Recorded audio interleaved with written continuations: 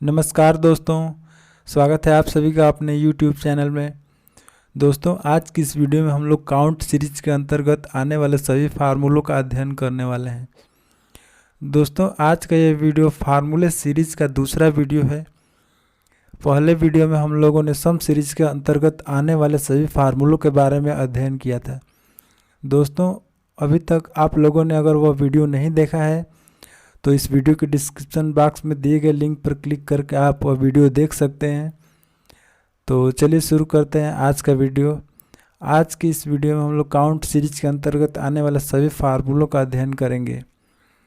Count series के अंतर्गत जैसा कि आप लोग स्क्रीन पर देख पा रहे हैं 5 फार्मूले हैं, जिसमें पहला है काउंट, दूसरा है काउंट ए, और तीसरा फार्मूला है काउंट ब्लैंक, और चौथा फार्मूला है काउंट इफ़, और पांचवा फार्मूला है काउंट इफ्स का। तो चलिए पहला फार्मूला शुरू करते हैं जो है काउंट ए।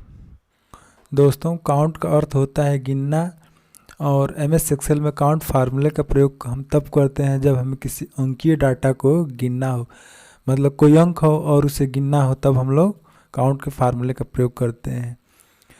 तो चलिए हम लोग यहाँ पर कुछ प्रैक्टिकल करके देखते हैं। इसके लिए हमारे पास कुछ डाटा होना चाहिए। तो चलिए मैं पहले यहाँ पर कुछ डाटा एंटर कर लेता हूँ, उसके बाद हम लोग फार्मूले को अप्लाई करेंगे। मैं यहाँ पर value 1, value 2, value 3, value 4, value 5, value 6 ले लेता हूँ। उसके बाद मैं यहाँ पर उस फार्मूले का नाम लिख देता हूँ जिसे हम लोग अप्लाई करेंगे, वो है काउंट का फार्मूला। चलिए अब इन सभी में कुछ वैल्यू ले लेते हैं हम लोग। वैल्यू 1 में जैसे ले लेते हैं 10, उसके बाद 18, उसके बाद 16, उसके बाद 95।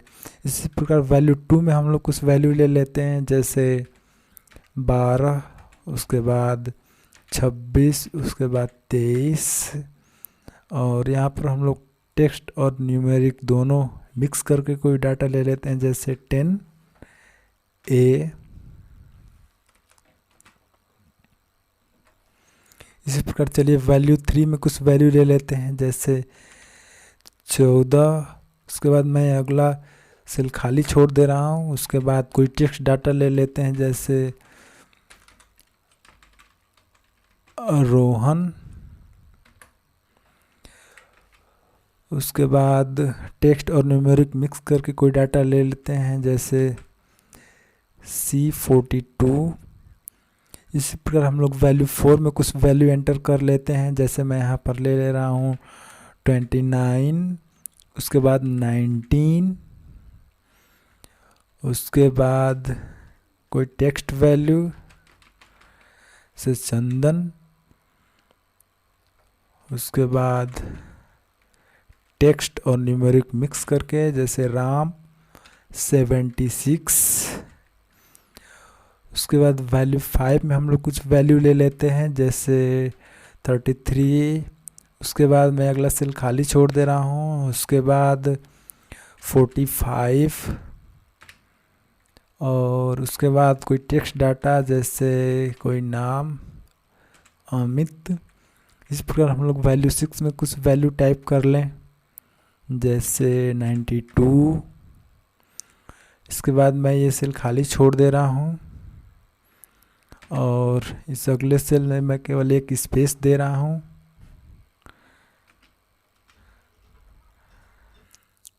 मैं इसमें एक स्पेस दे रहा हूँ। उसके बाद अगला सेल में खाली छोड़ दे रहा हूँ।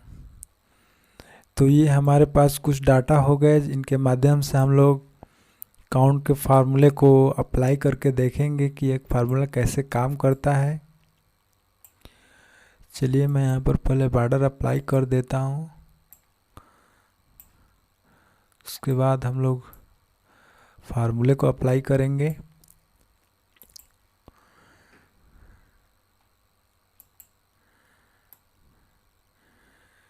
तो ये हमारे पास कुछ वैल्यूज हो गई।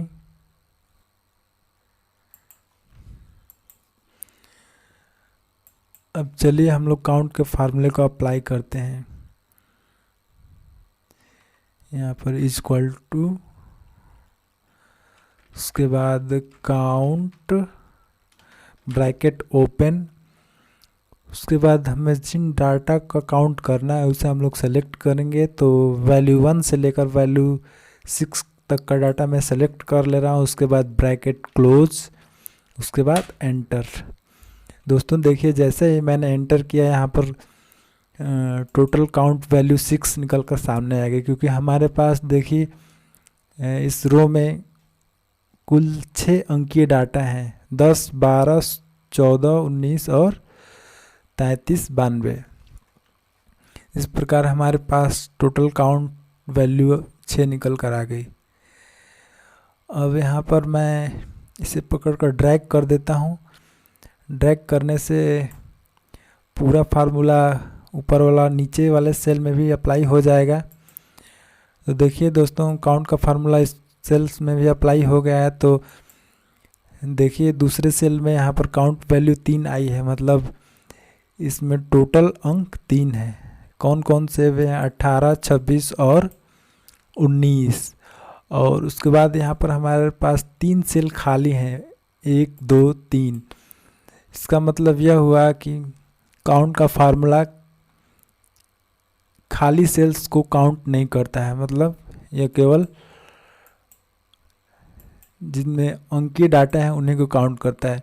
इसी प्रकार हम लोग अगले रो की तरफ जाएंगे तो देखेंगे कि यहाँ पर काउंट वैल्यू 3 आई है। तो चलिए देखते हैं यहाँ पर कैसे 3 काउंट किया गया है।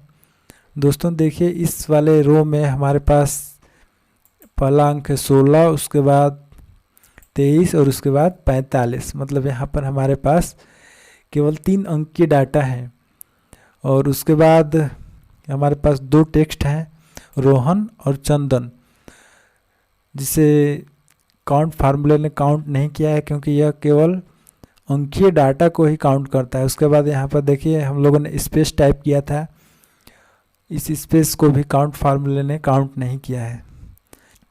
इसके बाद हम लोग अगले रो की तरफ चलेंगे तो यहाँ पर हम लोग देख रहे हैं कि काउंट वैल्यू 1 निकल कर आई है, क्योंकि यहाँ पर एक ही न्यूमेरिक डाटा है, वो है 95। इसके बाद हम लोग देख रहे हैं कि यहाँ पर 10A, C12 और RAM 76, ये न्यूमेरिक और टेक्स्ट डाटा दोनों मिक्स करके बनाया गया है। तो मिक्स डाटा को यह टेक्स्ट की तरफ मानता है और इसे काउंट नहीं करता है। यहाँ पर ये वाला सेल खाली है। इस प्रकार हम देख रहे हैं कि इस वाले रो में केवल एक ही अंकीय डाटा है, जिसका मान हमें यहाँ पर दिखाई दे रहा है, वो है 1। दोस्तों इस प्रकार हम लोग काउंट के फार्मूले में देखा कि काउंट का फार्मूला केवल अंकीय डाटा को ही काउंट कर रहा है, या टेक्स्ट को और स्पेस को और खाली सेल्स को काउंट नहीं कर रहा है। इस प्रकार हम लोगों का ये पहला फार्मूला कंप्लीट हुआ। चलिए मैं इसे मार्क कर लेता हूँ ताकि पता लगे कि हम लोग इस फार्मूले को पढ़ लिया है। चलिए दोस्तों अब हम लोग चलते हैं काउंट सीरीज के दूसरे फार्मूले की तरफ। काउंट सीरीज का दूसरा फार्मूला है काउंट ए का फार्मूला।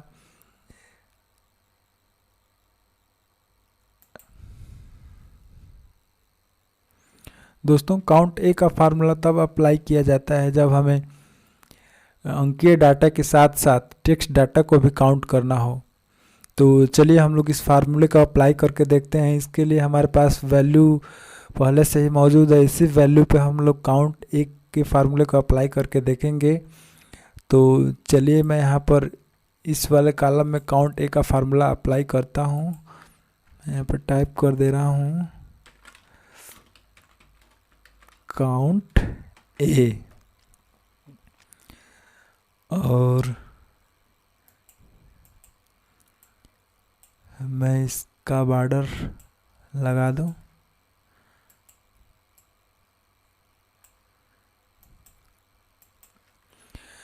तो चलिए अब हम लोग यहाँ पर काउंट ए का फार्मूला अप्लाई करते हैं, equal to count a bracket open, उसके बाद जिन वैल्यूज़ की हमें काउंट ए निकालना है उसे हम लोग सेलेक्ट करेंगे। तो मैं यहाँ पर वैल्यू 1 से लेकर वैल्यू 6 तक का डाटा पूरा सेलेक्ट कर ले रहा हूँ। उसके बाद ब्रैकेट क्लोज, उसके बाद एंटर। दोस्तों देखिए जैसे ही मैंने यहाँ पर एंटर किया, यहाँ पर वैल्यू निकल कर आ गई 6, क्योंकि काउंट ए फार्मूला सभी अंकीय डाटा के साथ साथ टेक्स्ट डाटा को भी काउंट करता है, और इस वाले में हमारे पास केवल अंकीय डाटा है, इसलिए हमें यहाँ पर वैल्यू 6 निकल कर आ गई। चलिए मैं यहाँ पर इसे पकड़ कर ड्रैग कर ले रहा हूँ।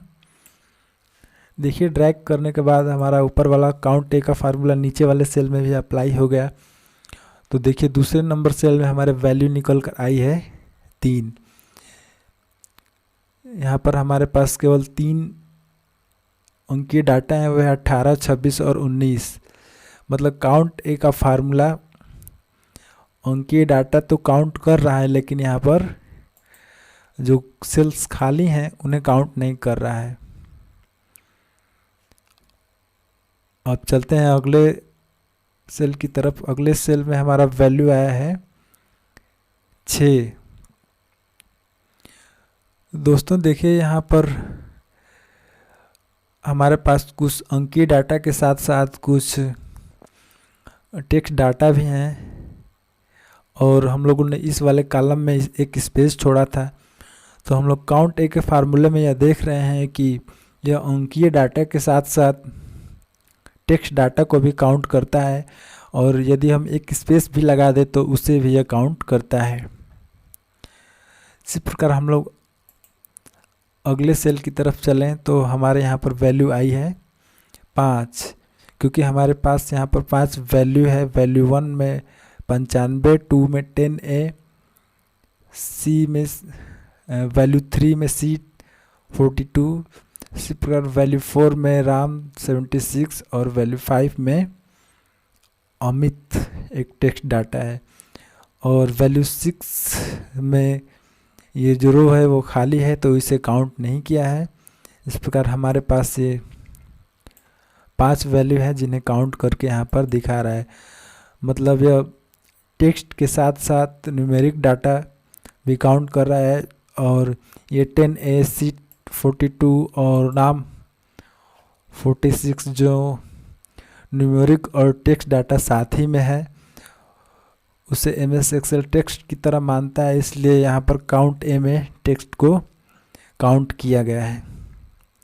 दोस्तों इस तरह हम लोगों ने काउंट ए के फार्मूले में देखा कि इसमें अंकीय डाटा के साथ साथ टेक्स्ट डाटा को भी काउंट किया जाता है। काउंट के फार्मूले में क्या था कि यहाँ पर केवल अंकीय डाटा को ही काउंट किया जा रहा था, और उसमें टेक्स्ट डाटा और स्पेस को काउंट नहीं किया जा रहा था। तो दोस्तों अब चलिए चलते हैं अगले फार्मूले की तरफ। हमारा अगला फार्मूला है काउंट ब्लैंक का फार्मूला। तो इस फार्मूले को भी हम लोग इसी वैल्यू के आधार पर प्रयोग करेंगे। तो मैं यहाँ पर लिख ले रहा हूँ काउंट ब्लैंक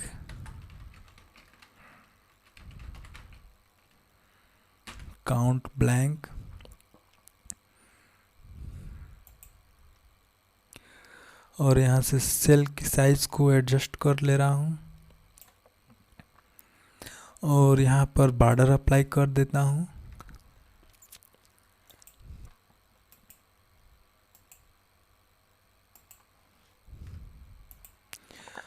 अब चलिए हम लोग काउंट सीरीज का तीसरा फार्मूला जो है काउंट ब्लैंक उसे अप्लाई करके देखते हैं। हमें टाइप करना होगा इक्वल टू, उसके बाद काउंट ब्लैंक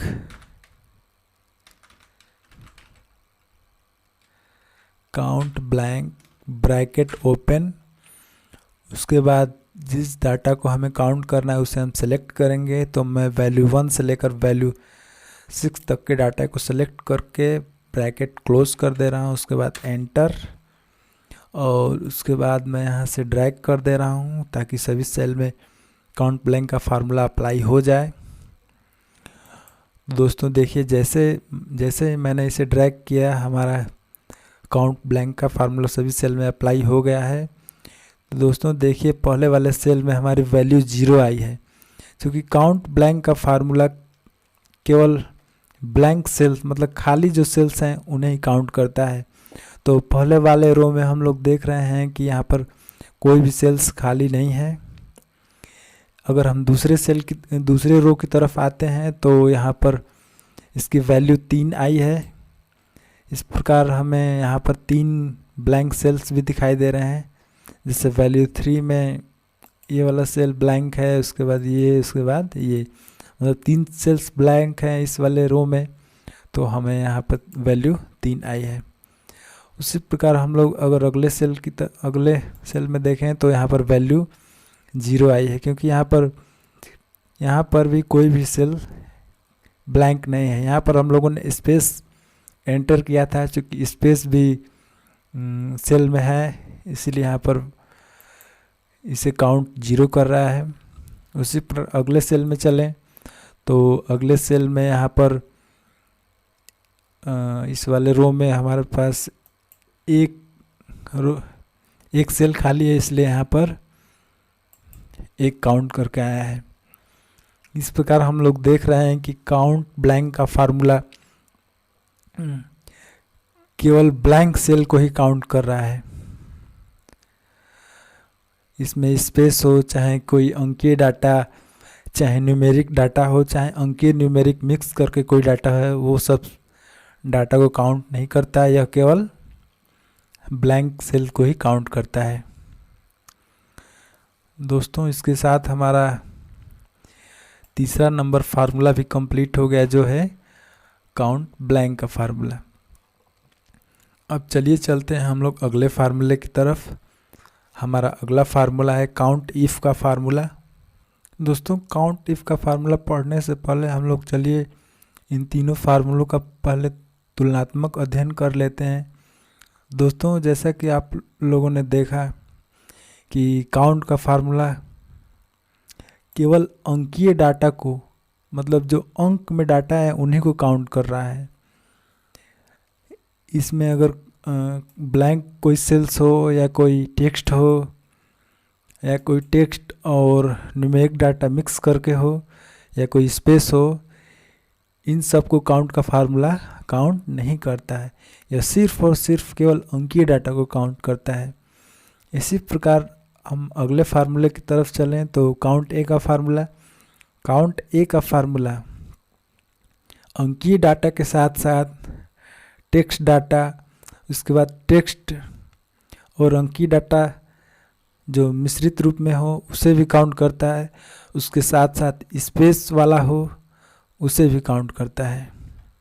और अगले फार्मूले की तरफ चलें तो वो है काउंट ब्लैंक का फार्मूला। दोस्तों काउंट ब्लैंक का फार्मूला सिर्फ और सिर्फ ब्लैंक सेल्स को ही काउंट करता है, स्पेस को भी ये फार्मूला काउंट नहीं करता है। तो अब चलिए तुलनात्मक अध्ययन के बाद चलिए चलते हैं अगले फार्मूले की तरफ। हमारा अगला फार्मूला है काउंट इफ़ का फार्मूला। दोस्तों काउंट इफ़ का फार्मूला MS एक्सेल में तब प्रयोग किया जाता है जब हमें कोई कंडीशन दी हो और तब किसी डाटा को काउंट करना हो, तब हमें काउंट का फार्मूला अप्लाई करना पड़ता है। तो चलिए इसका प्रैक्टिकली अध्ययन करते हैं। इसके लिए हमारे पास कुछ डाटा होना चाहिए। तो चलिए मैं यहाँ पर कुछ डाटा एंटर कर लेता हूँ, और ये डाटा हमें नहीं चाहिए तो मैं इसे डिलीट कर दे रहा हूँ। और मैं यहाँ पर टाइप कर ले रहा हूँ सीरियल नंबर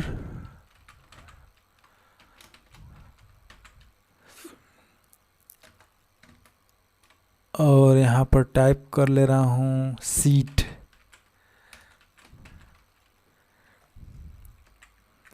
दोस्तों हम लोग यहाँ पर कुछ लेडीज़ और जेंट्स की सीट ले रहे हैं। जैसे मैं यहाँ पर सीरियल नंबर टाइप कर दे रहा हूँ, 1 2 कुछ 10 सीरियल नंबर यहाँ पर मैं टाइप कर ले रहा हूँ। और हम लोग कुछ लेडीज़ और जेंट्स की सीट ले रहे हैं।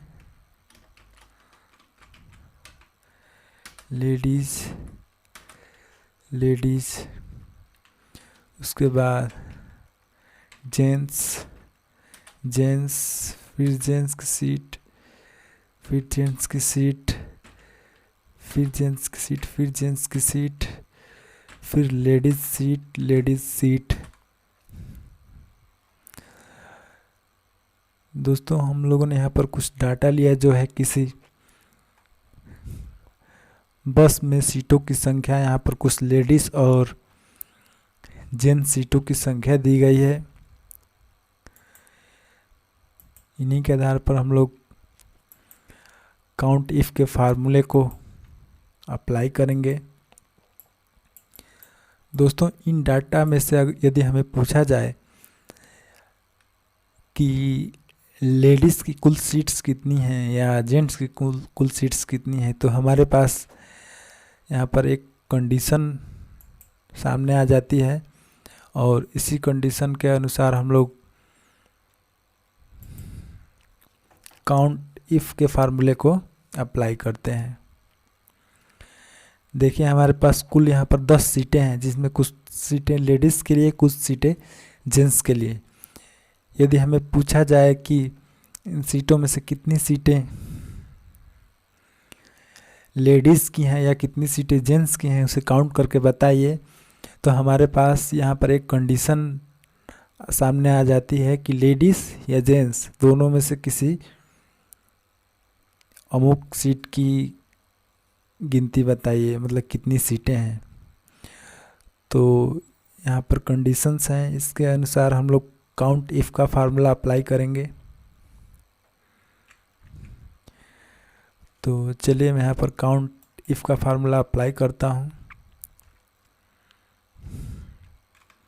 Equal count if bracket open, उसके बाद देखिए यहाँ पर रेंज पूछ रहा है, तो हम लोग टोटल लेडीज़ और जेंट्स की सीटों को सेलेक्ट कर लेंगे। उसके बाद उसके बाद कामा, उसके बाद देखिए क्राइटेरिया पूछ रहा है, मतलब इन सभी सीटों में से आप किन सीटों को गिनना चाहते हैं, लेडीज़ की सीट्स की या जेंट्स की सीट की। तो चलिए हम लोग पहले जेंट्स की सीट को काउंट करते हैं। तो हमें किसी जेंट्स वाले सेल पर काउंट क्लिक कर देना है, सेलेक्ट कर लेना है और उसके बाद ब्रैकेट क्लोज, उसके बाद एंटर।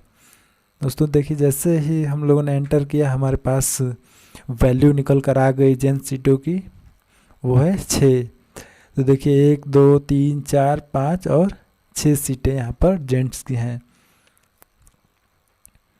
और यदि हमें लेडीज़ की सीटें काउंट करनी है, तो देखिए एक बार हम लोग फिर काउंट इफ के फार्मूले को अप्लाई करके देखते हैं। Equal count if bracket open, उसके बाद यहाँ पर देखिए पूछ रहा है रेंज, तो हम लोग टोटल सीट की रेंज को सेलेक्ट करेंगे। उसके बाद कामा, उसके बाद क्राइटेरिया, मतलब हमें इन सीटों में से इनकी सीट की संख्या गिननी है। तो चलिए हम लोग अब लेडीज़ वाले सेल पर क्लिक करते हैं, उसके बाद ब्रैकेट क्लोज, उसके बाद एंटर। देखिए यहाँ पर टोटल संख्या 4 निकल कर आ गई और 6 सीट्स हैं वो है जेंट्स की और 4 सीट है वो है लेडीज़ की। तो हम लोगों ने देखा कि काउंट इफ के फार्मूले में कि किसी एक कंडीशन के होने पर यदि हमें काउंट करना हो, तो हमें काउंट इफ के फार्मूले को लगाना होता है। तो चलिए अब हम लोग काउंट इफ का एक और उदाहरण ले लेते हैं और जिसके माध्यम से हम लोग काउंट इफ के फार्मूले को समझ सकें। तो हम यहाँ पर एक नया डाटा एंटर करेंगे। यहाँ पे मैं ले लेता हूँ सीरियल नंबर और कुछ व्यक्तियों के यहाँ पर नाम है और उनकी एज है। चलिए हम लोग कुछ 10 व्यक्ति ले लेते हैं। हम लोग कुछ 10 व्यक्ति ले लेते हैं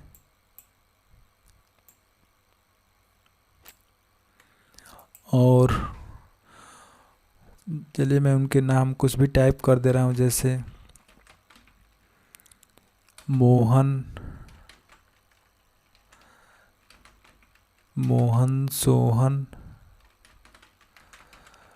अमित हो गया, उसके बाद राहुल, उसके बाद चंदन, उसके बाद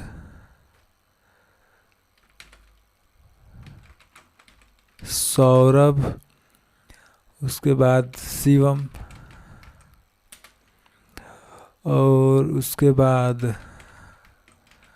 रमन, रमेश, उसके बाद सुरेश। ये कुछ 10 व्यक्ति हो गए और हम लोग उनकी कुछ एज मान लेते हैं। जैसे मोहन की एज हम लोग मान लें 19 साल, सोहन की मान लें 18 साल, अमित की मान लें 24 साल और राहुल की एज मान लें हम लोग 23 साल। उसी प्रकार चंदन की एज हम लोग मान लें 42 साल। उसी प्रकार सौरभ की एज हम लोग मान लें 18 साल और शिवम की एज मान ले हम लोग 27 साल और रमन की एज मान ले हम लोग 18 साल, रमेश की भी एज मान ले हम लोग 18 साल और सुरेश की एज मान ले हम लोग 13 साल। देखिए हमारे पास यहाँ पर कुछ व्यक्तियों के नाम और उनकी उम्र दी गई है। अब इन्हीं के माध्यम से हम लोग काउंट इफ के फार्मूले को देखेंगे कि कैसे काम करता है।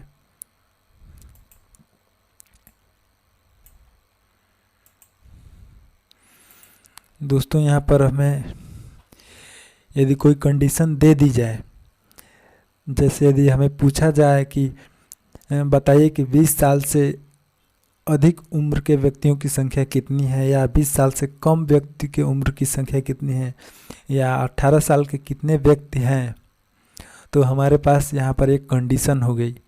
अब इसी कंडीशन के आधार पर हम लोग काउंट करेंगे। तो चलिए अब हम लोग यहाँ पर फार्मूला अप्लाई करके देखते हैं। जैसे हमसे यहाँ पर पूछ दिया गया कि 20 से अधिक कितने व्यक्ति हैं, 20 साल से अधिक उम्र के कितने व्यक्ति हैं, उन्हें काउंट करके बताइए। से 20 साल से अधिक 20 प्लस। तो उसके लिए मैं यहाँ पर फार्मूला एंटर करूँगा, काउंट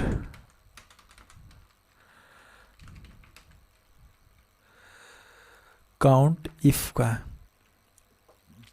उसके बाद ब्रैकेट ओपन, उसके बाद रेंज पूछ रहा है, मतलब 20 साल के व्यक्तियों की संख्या ज्ञात करने के लिए कुल व्यक्तियों की हमें संख्या बताइए। तो हम लोग यहाँ पर कुल व्यक्तियों की संख्या को सिलेक्ट कर लेते हैं। उसके बाद कामा, उसके बाद पूछ रहा है क्राइटेरिया। क्राइटेरिया में हम लोग यहाँ पर टाइप करेंगे कि हमें इनमें से 20 साल से अधिक के उम्र के व्यक्तियों की संख्या जाननी है। तो इसके लिए हमें डबल इन्वर्टेड कामा में is greater than 20 double inverted comma बंद ब्रैकेट बंद, उसके बाद एंटर। दोस्तों जैसे ही हम लोग एंटर करेंगे हमारे सामने 20 से अधिक एज वाले व्यक्तियों की संख्या निकलकर सामने आ जाएगी। देखिए यहाँ पर 20 से अधिक व्यक्तियों की संख्या दिखा रहा है 4। तो चलिए हम लोग देखते हैं कि यहाँ पर वास्तव में 4 संख्या है कि नहीं 20 से अधिक उम्र के व्यक्तियों की। तो देखिए यहाँ पर एक है, यहाँ पर अमित, उसके बाद राहुल 2, चंदन 3, उसके बाद शिवम 4।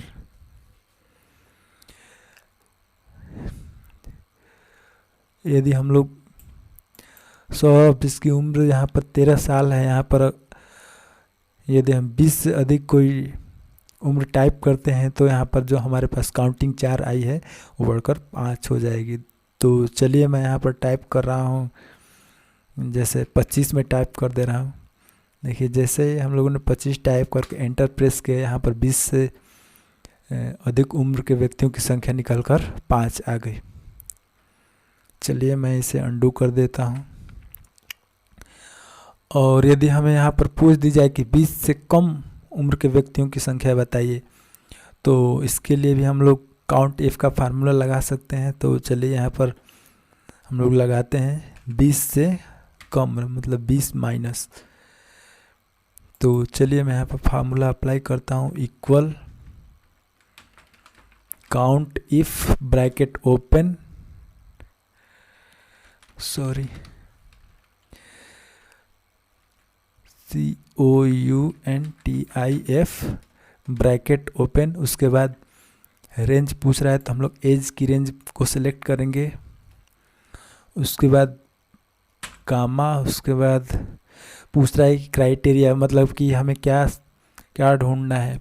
तो हमें ढूंढना है इसमें से 20 से कम उम्र के व्यक्तियों की संख्या। तो हम लोग यहाँ पर double inverted comma is less than, उसके बाद 20 डबल इन्वर्टेड कामा बंद ब्रैकेट बंद, उसके बाद एंटर।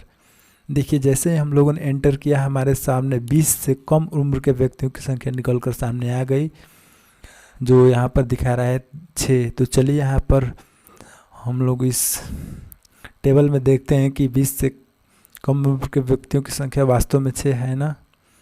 तो देखिए यहाँ पर मोहन 1, सोहन 2, उसके बाद सौरभ 3, रमन 4, रमेश 5 और सुरेश 6। इस प्रकार 20 से कम उम्र के व्यक्ति की संख्या यहाँ पर 6 निकल कर आ गई।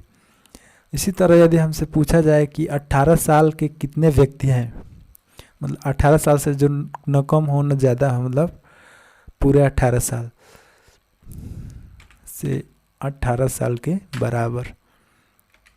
तो चलिए उसके लिए हम लोग काउंट इफ का फार्मूला अप्लाई करेंगे, इक्वल, उसके बाद काउंट इफ ब्रैकेट ओपन, उसके बाद हमें टोटल एज की रेंज सेलेक्ट करनी होगी, उसके बाद कामा, उसके बाद पूछ रहा है क्राइटेरिया, मतलब इनमें से हमें क्या ढूंढना है। तो हमें ढूंढना है 18 साल के व्यक्तियों की कुल संख्या। तो हम लोग डबल इन्वर्टेड कामा उसमें टाइप करेंगे equal to 18 double inverted comma बंद, डबल इन्वर्टेड कामा बंद, उसके बाद ब्रैकेट बंद, उसके बाद एंटर। देखिए दोस्तों जैसे ही हम लोगों ने एंटर किया हमारे सामने 18 साल के उम्र के व्यक्तियों की कुल संख्या निकलकर सामने आ गई है।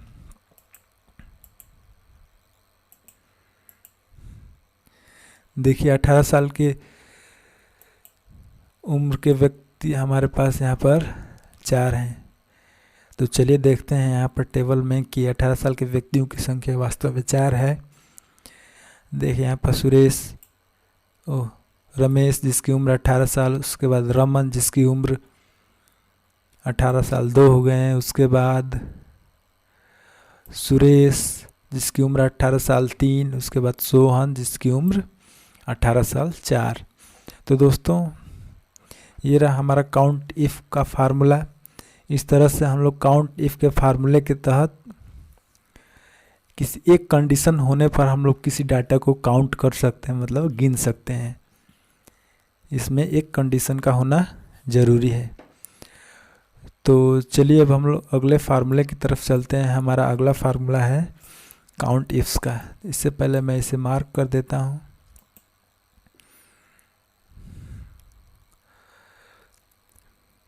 दोस्तों जिस प्रकार काउंट इफ़ का फार्मूला किसी एक कंडीशन होने पर डाटा को काउंट करता है, उसी प्रकार काउंट इफ्स का फार्मूला भी कंडीशन होने पर डाटा को काउंट करता है। लेकिन काउंट इफ़ का फार्मूला एक से अधिक कंडीशन होने पर अप्लाई होता है।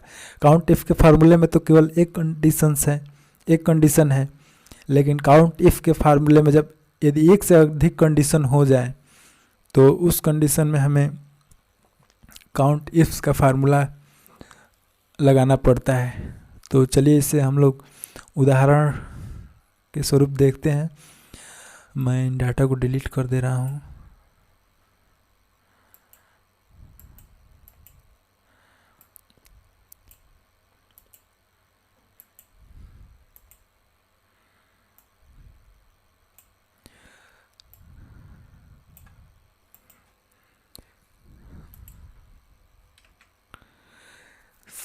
तो चलिए हमारे पास ये जो पहले वाला डाटा है सीरियल नंबर, नेम और एज, इसी में हम लोग एक और कंडीशन अप्लाई करके और काउंट इफ्स के फार्मूले को लगाकर देखते हैं कि ये फार्मूला कैसे काम करता है। तो हम यहाँ पर एक और कॉलम ले रहे हैं जो है नाम, नेम, एज और उसके बाद रीजन। रीजन मतलब क्षेत्र, वह व्यक्ति किस क्षेत्र से है। और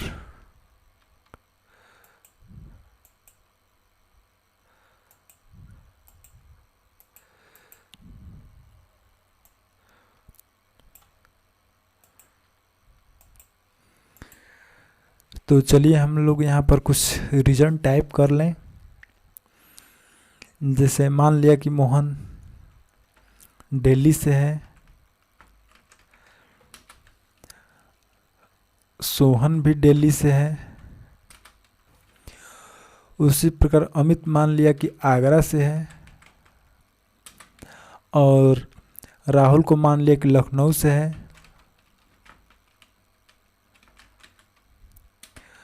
और चंदन को मान लिया कि ये भी लखनऊ से है। उसी प्रकार सौरभ को हमने मान लिया कि ये भी दिल्ली से है, और शिवम को हमने मान लिया कि ये भी दिल्ली से है। उसी प्रकार रमन को हमने मान लिया कि यह कानपुर से है।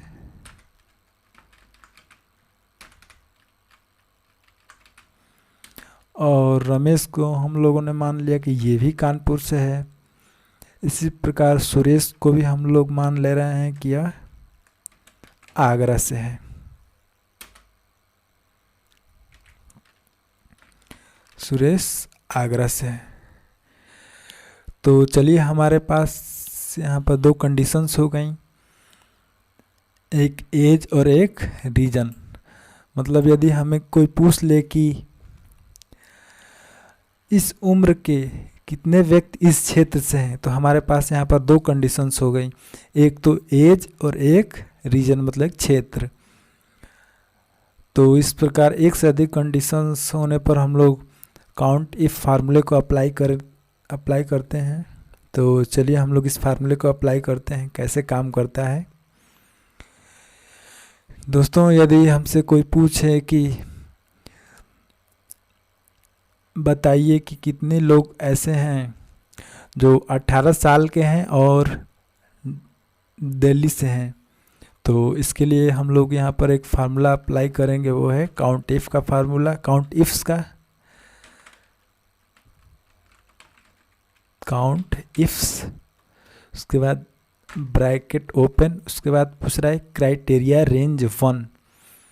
तो हम लोग यहाँ पर एज वाले टोटल रेंज को सेलेक्ट करेंगे। उसके बाद कामा, हमसे क्या पूछा गया है कि 18 साल के उम्र के कितने लोग दिल्ली से हैं। तो हम लोग क्राइटेरिया टाइप करेंगे। इसके लिए हमें डबल इन्वर्टेड कामा, उसके बाद इक्वल टू 18, मतलब 18 साल की उम्र के कितने लोग हैं। उसके बाद कामा, उसके बाद पूछ रहा है कि क्राइटेरिया रेंज 2। तो दूसरे क्राइटेरिया रेंज में हम लोग रीजन वाले डाटा को सिलेक्ट करेंगे। उसके बाद कामा, उसके बाद दूसरा क्राइटेरिया पूछ रहा है, मतलब वो किस क्षेत्र से हैं। तो हमें ढूंढना है कि दिल्ली के कितने लोग हैं 18 साल की उम्र के। तो हम लोग यहाँ पर दिल्ली वाले सेल को सिलेक्ट करेंगे। उसके बाद ब्रैकेट क्लोज, उसके बाद एंटर। दोस्तों जैसे ही हम लोगों ने एंटर किया, हमारे सामने वैल्यू 2 निकल कर आ गई है। तो चलिए देखते हैं कि 18 साल की उम्र के वे लोग जो दिल्ली से हैं वे 2 हैं कि नहीं। तो देखिए यहाँ पर 18 साल उम्र पहले देखते हैं। तो 18 साल और दिल्ली, सोहन देखिए 18 साल का है और दिल्ली से है। उसी प्रकार हम लोग आगे चलते हैं। हाँ, यहाँ पर सौरभ जो 18 साल का है और दिल्ली से है। दोस्तों यदि हम यहाँ पर किसी दूसरे एज और दूसरी जगह से रिलेटेड अगर कोई डाटा दोबारा सर्च करना चाहते हैं तो हमें पूरा फार्मूला टाइप करना पड़ेगा। इसके लिए हम लोग यहाँ पर एक तरीका अपना सकते हैं कि यहाँ पर हम लोग लिख दें एज और यहाँ पर रीजन।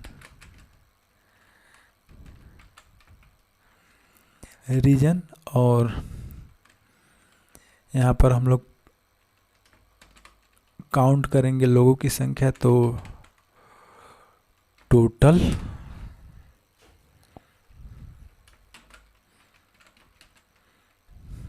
काउंट।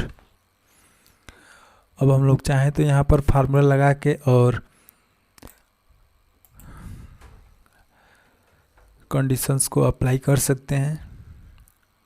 तो चलिए मैं यहाँ पर फार्मूला लगाता हूँ। काउंट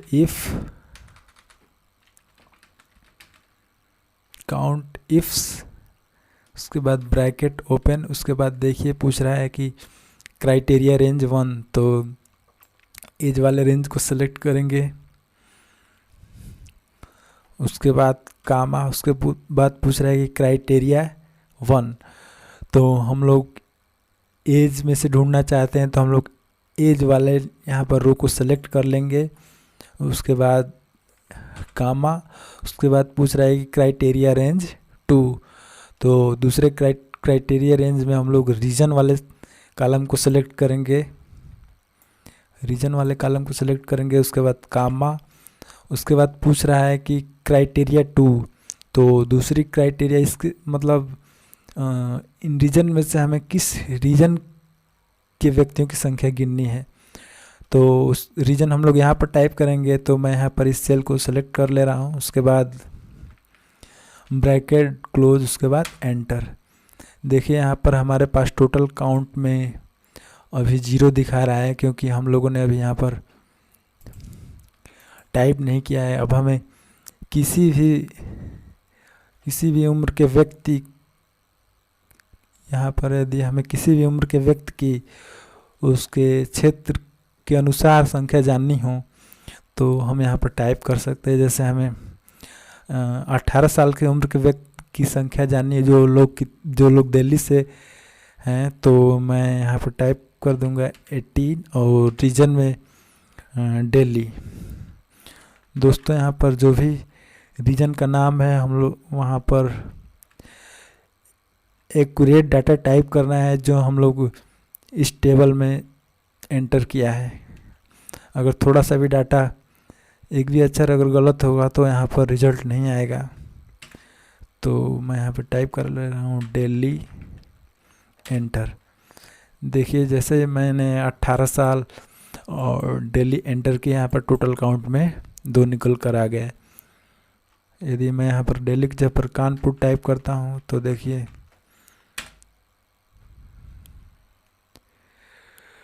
तब भी हमारे पास यहाँ पर 2 ही दिखा रहा है, क्योंकि 18 साल की उम्र के कानपुर से भी 2 व्यक्ति हैं। वो है रमेश कानपुर, रमन कानपुर और रमेश कानपुर। तो चलिए हम इस डाटा में जैसे कोई चेंजेस, जैसे मैं टाइप कर रहा हूँ कौन सा डाटा, आगरा। आगरा से जैसे हमें पता करना हो कि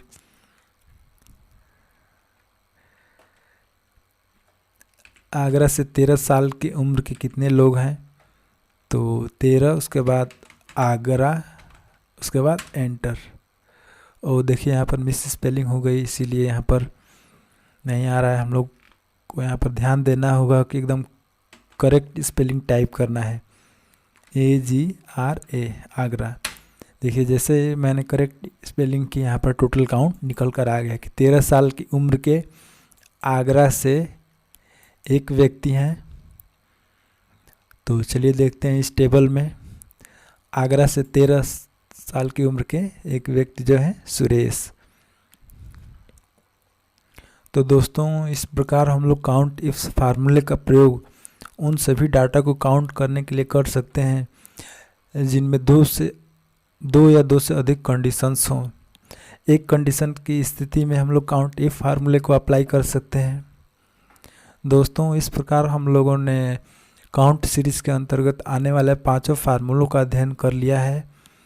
तो चलिए उसे एक बार हम लोग फिर वैसे रिवाइज कर लेते हैं। दोस्तों हमारा काउंट सीरीज का पहला फार्मूला था काउंट। काउंट के अंतर्गत उन डाटा को काउंट किया जाता है जो केवल न्यूमेरिक में हो। इसके अंतर्गत टेक्स्ट डाटा को और ब्लैंक सेल्स को काउंट नहीं किया जाता है। और काउंट ए जो दूसरा फार्मूला है, इसके अंतर्गत न्यूमेरिक डाटा के साथ साथ टेक्स्ट डाटा को भी काउंट किया जाता है।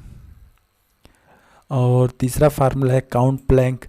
काउंट ब्लैंक का फार्मूला केवल ब्लैंक सेल्स को काउंट करने के लिए किया जाता है। और चौथा फार्मूला है काउंट इफ का फार्मूला। दोस्तों काउंट इफ का फार्मूले का प्रयोग उन सभी डाटा को काउंट करने के लिए किया जाता है जिसमें एक कंडीशन दी हुई हो। उसी प्रकार हमारा अंतिम फार्मूला है काउंट इफ्स का फार्मूला। काउंट इफ्स के फार्मूले को हम लोग तब अप्लाई करते हैं, इसका प्रयोग हम लोग तब करते हैं जब कंडीशंस 1 से अधिक हो और तब हमें उन डाटा को काउंट करना हो। तो दोस्तों इसी के साथ हमारा आज का टॉपिक समाप्त होता है और आगे की वीडियो में हम लोग आगे आने वाले फार्मूलों की सीरीज़ का अध्ययन करेंगे। तब तक के लिए धन्यवाद।